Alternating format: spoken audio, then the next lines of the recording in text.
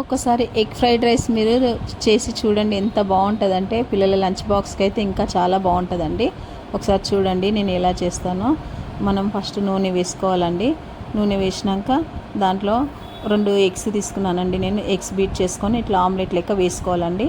Omelette అంతా మంచిగా వేయించుకున్నాక దాన్ని అంతా ఇట్లా కట్ చేసుకోవాలండి. అందులోనే నూనె వేసి కొద్దిగా జీలకర్ర, ఉల్లిగడ్డ, పచ్చిమిర్చి, పసుపు, అల్లం వెల్లుల్లి పేస్టు ఇవన్నీ మంచిగా వేయించుకోవాలండి. మనము దాంట్లో ఒక క్యారెట్ వేసుకోవాలండి. ఆ క్యారెట్ కూడా మంచి మగ్గినాక మంచిగా అవన్నీ దగ్గరికి మంచి మగ్గిపోవాలండి. ధనియాల పొడి, గరం మసాలా అవన్నీ వేసుకోవాలి. కొద్దిగా కారం వేసుకోవాలండి. అందులోనే అవన్నీ మంచి మనకు వేగిపోవాలండి.